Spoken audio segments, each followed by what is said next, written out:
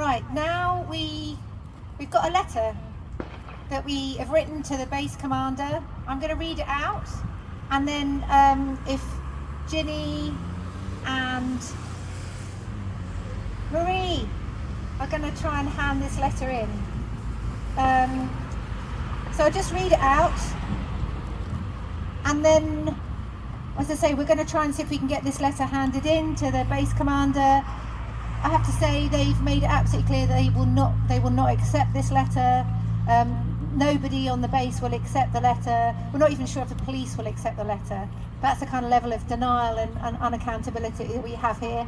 So my friend Connor at the back is going to be giving out some letters. We've only got a few, but if anybody wants to fold it into an aeroplane, then you can just fly it into the base. Okay, so we will get them in there.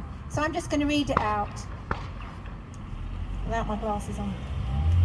So, dear base commanders and all personnel of RAF US Air Force Lakenheath, on behalf of the Campaign for Nuclear Disarmament and the Lakenheath Alliance for Peace, we write to you following the overwhelming evidence that deadly US B-6112 nuclear weapons are now stationed at this base. This deployment puts at even greater risk the lives of millions of people. As you know, the destructive power of just one of these B-6112 bombs could kill over 600,000 people. Across Britain, millions of people have been put on the nuclear front line. We are deeply concerned that with the worsening tensions between NATO states and Russia, there is a growing threat of military confrontation between nuclear-armed Russia and the nuclear alliance of NATO. Now that Britain is hosting US nuclear weapons, this means Britain could be could be a greater target for retaliation. In the event of a nuclear accident at this base, hundreds of thousands of local residents living across the east of England, together with thousands of US personnel and their families who live on the base, could be killed, severely injured and poisoned by radiation. If this was not dangerous enough, because of a legal exemption authorised by the former Defence Secretary Ben Wallace, the base has no legal obligation to abide by British emergency radiation regulations in the event of such an accident.